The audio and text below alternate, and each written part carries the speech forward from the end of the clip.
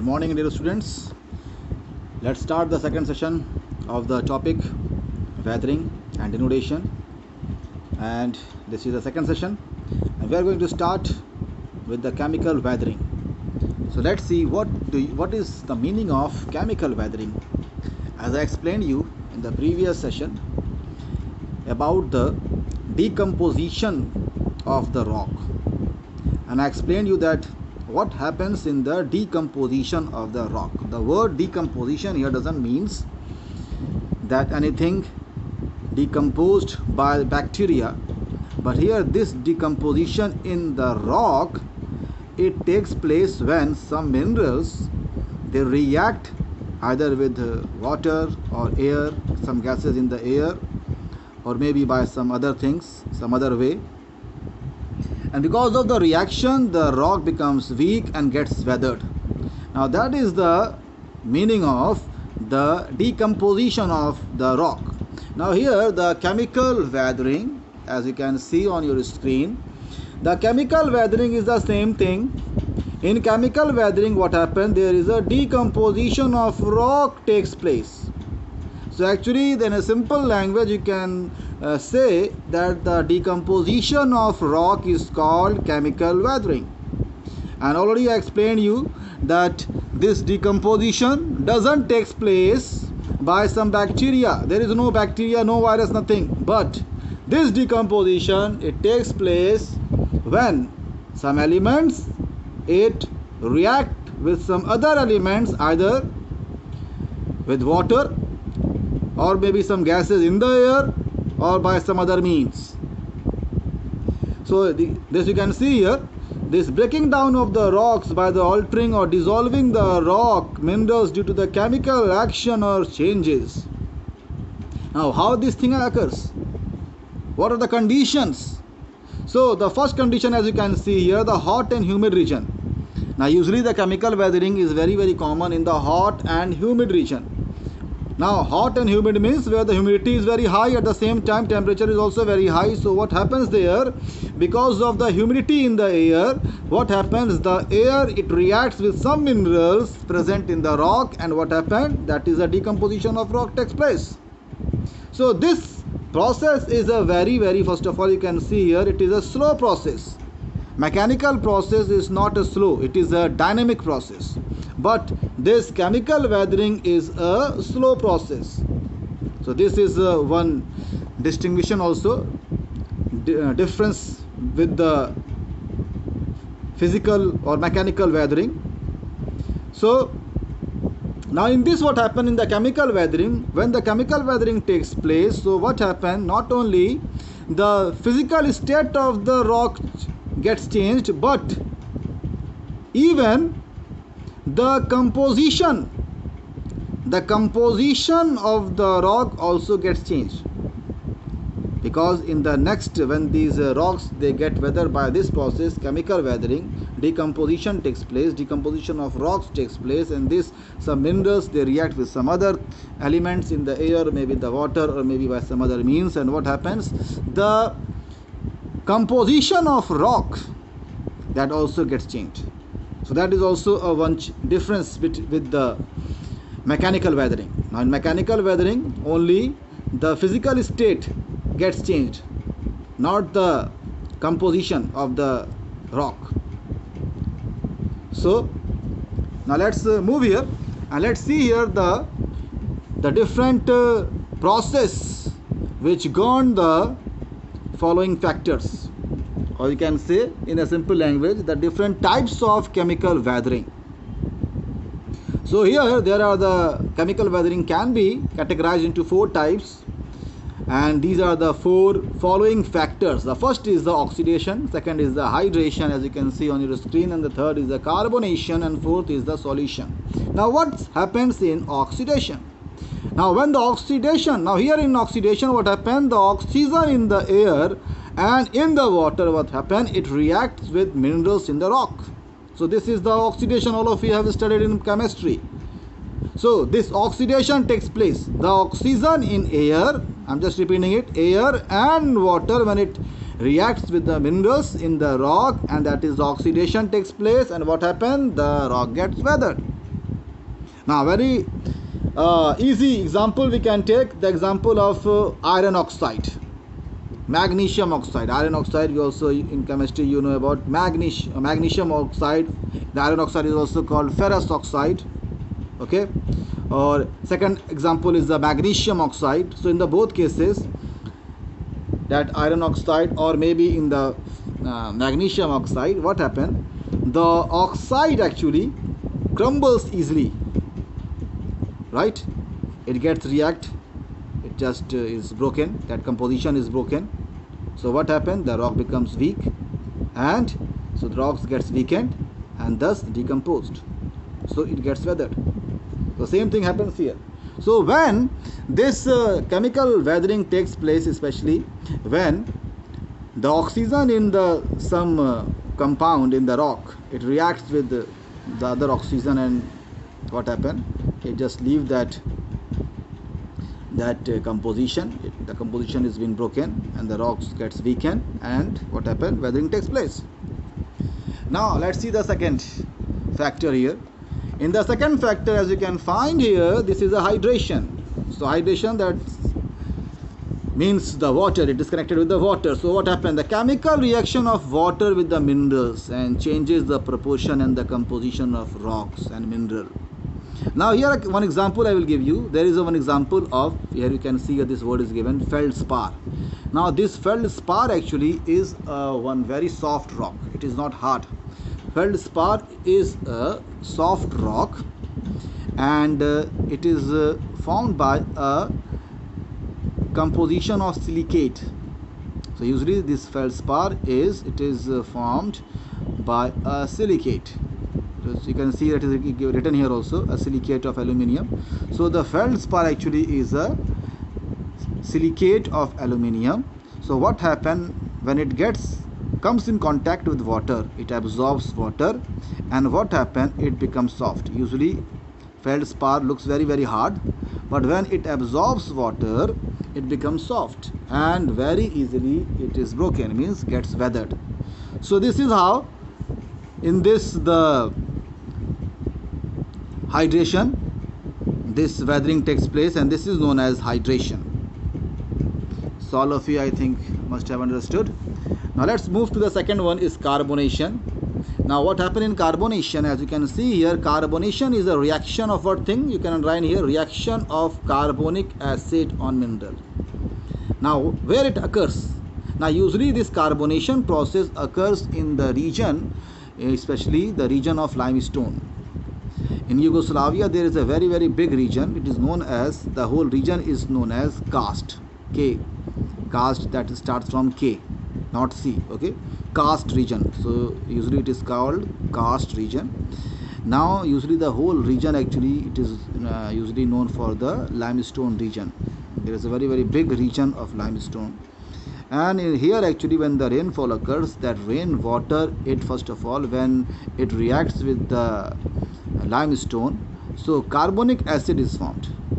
So how this carbonic acid is formed? Carbonic acid is formed when the rainfall occurs usually in the region of the limestone. So limestone reacts with water and forms carbonic acid, and this carbonic acid, as you know, it is an acid, so it weakens the rock. First of all, the limestone region, it is weathered because of the rainfall.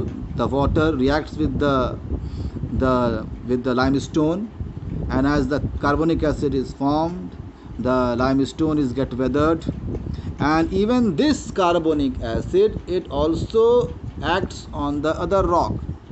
They makes it weak, and so in this region what happened? So different types of shape can be seen here in this region, right?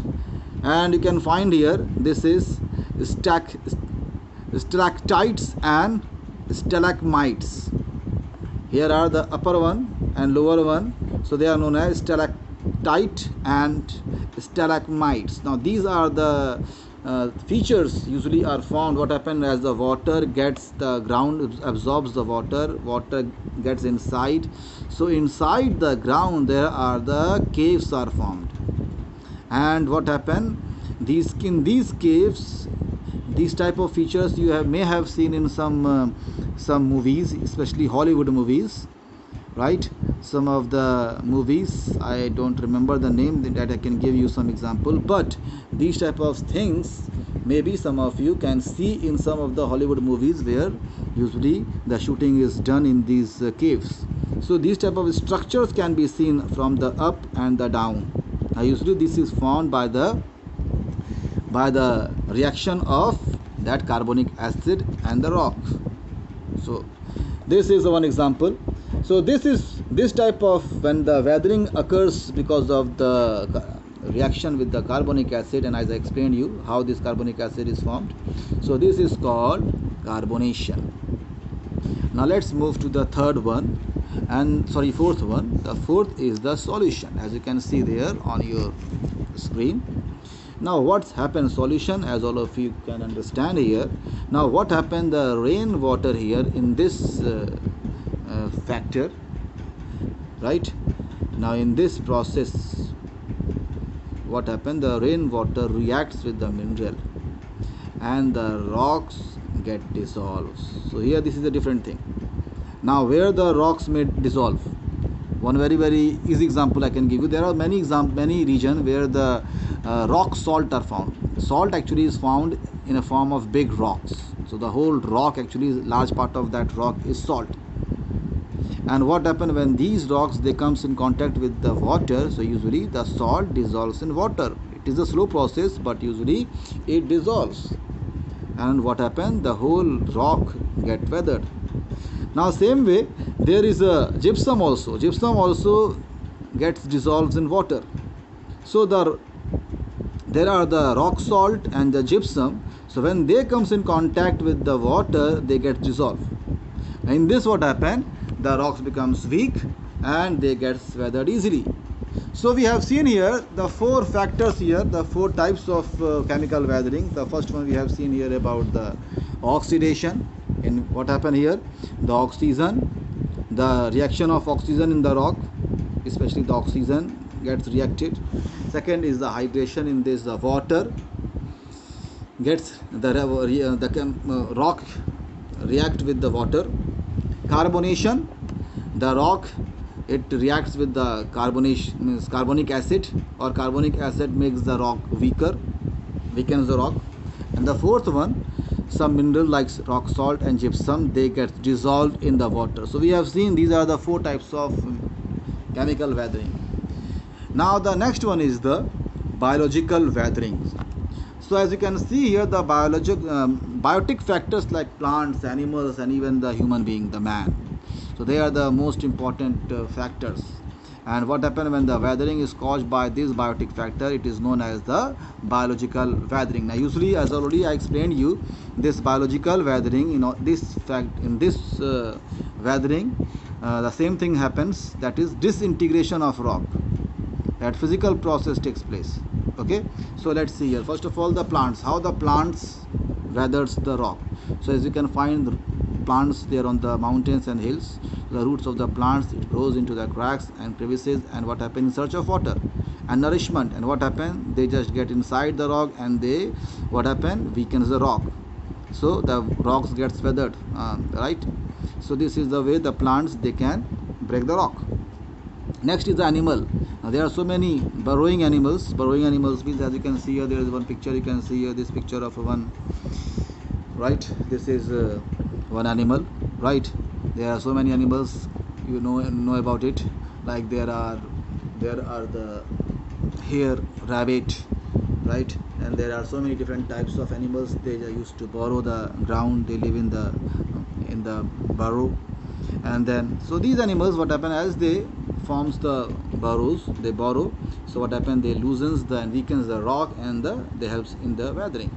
And the third factor is the human activity. So we human actually have constructed so many roads there, and the mining activity and the farming activity, deforestation and industrialization and urbanization, all the process, every activity usually is carried by the human beings. And even not only on the earth, but even the human beings, they have gone to the moon also, and even to the planning to just land on the other planets also. So the same thing they will do. They will just do what thing? They will weather the rock, means they will just help in weathering even in the other planets also. Well, so this is the way, this is the biological weathering. Now let's see here the effect of weathering. So the first thing is the effects of the weathering can be seen in the two ways, constructive effect and the destructive effect. So let's see first of all the constructive effect. Now here first of all what happened, as the weathering actually leads to the soil formation. So weathering is a very important, otherwise the soil will be not formed. That is very, very important for the agriculture. Second is the weathering process leads to the exposure of the new minerals. Many places when the weathering occurs, what happens, minerals they are get exposed.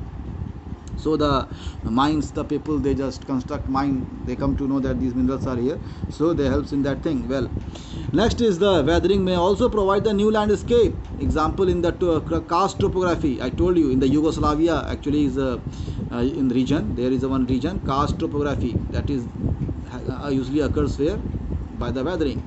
Now many places the different types of structures are found. Well, now weathering also may provide the building material like cement and the limestone.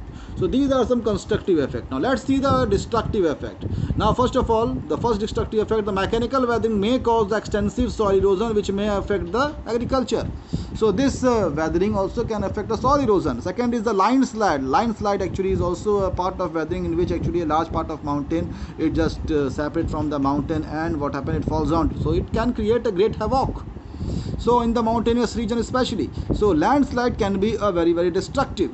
And the third thing is the chemical weathering may dissolve the solution components of the soil. So this chemical weathering also can be very, very dangerous, as it can dissolve so many important mineral which usually is needed there, right, in the soil. So the land can become infertile because of the absence of those important minerals. So these are some destructive effect. Now let's move to the denudation. So today this denudation I will finish, and then only this is the last topic today of today's. So let's see what is denudation. As I explained you that denudation is a dynamic process. Denudation is a dynamic process. Now here in denudation is a two-fold process, as you can see here, it is written here. Two-fold means denudation can be both destructive and constructive, right? So so it can creates a destructive way, means tears and the wears in the tears can be caused by in the rock, and those things can be transported somewhere else, all the minerals, right? Then other thing, it can be constructive also. Now usually if you find here the word denudation, it means what? Laying base, right? It is a long-term sum of process that cause the wearing away the earth surface, leading to the reduction in the elevation and relief of the landforms. Well, now he is usually in denudation. In the previous class you may have studied about denudation, maybe, but let me explain you about the denudation. In denudation usually is caused by the agents of erosion. What are the agents of erosion? Agents of erosion are like the running water. Second is winds. Third is glacier. Fourth is underground water. So these are some factors, important factors which can cause denudation. Now what happens here? These forces actually, first of all, they erodes the rock. Erosion is caused. After erosion, because they are a continuous, the running water means the water is flowing, so they can carry, like in the river, so they carry the sediments which has been eroded. So the next process is transportation. They transport the sediment. And what happened, the third process is deposition. So where these river, they become slow, so what happened, they deposit the sediments there. So usually the denudation process, usually if you find, it is done by the agents of erosion, and as I told you, the agents of erosion are the rivers. We are called it running water. Why? Because many places the water has comes down from the mountains or the slopes, so they are not river, so usually we call it running water. Second is the winds, the glacier, and even the underground water. There are so many places, even inside the ground also there are many streams flowing, they are running streams. So that's why this factor is also included. Now this is not in your syllabus, but my duty is to explain you. Well, so now let's see here. So look here, the denudation is carried out here in the four phases. So first phase phase already you have studied, that is the weathering. Now the other three phases I explained you. The other three phases are erosion, transportation, and deposition. So already we have seen about the weathering, right? And in what happened, usually the weather condition, the elements of the weather, they just act on the rock. They just weakens the rock and breaks it to big pieces. And what? So these are the actually first process. This is the first process. Weathering already explained you. Now second process is erosion. Now this is a very active process, very dynamic process. Now here the agents, as I told you, the running water, wind, ice, and the sea waves even. So what happen? They continuously cause the wearing and the tearing in the rocks, and what happen? The rock is being eroded. So erosion is caused. Second is these wind and the running water, moving ice, and the waves, the sea waves, they just carry away the sediments. So this is called transportation, and these particles are removed from one place to and taken to the other place. So that's why we call it transportation. And the fourth is the deposition. Now when these running water, or maybe the wind, or the ice and the waves, they become slow, right? So they deposit it at some other places. So this is the denudation. So today only up to here. Now the next session, I will explain you about we will see about the work of the rivers, right? And we will see whether we can finish it. And there is one more thing is there, is the work of the wind. So two more topics are there. I think we will take the 2 session more. So all of you just read the whole chapter and find out the answers of the following questions here, right? And whatever the queries are there, you just underline it. Get ready whenever we get some time to get live interactive class, so you can ask your queries. So usually whenever the live class will be arranged, so we will be that class will be specially based on the problem solving. So you can ask your problem, your queries, and I will answer it, everything. So all the best.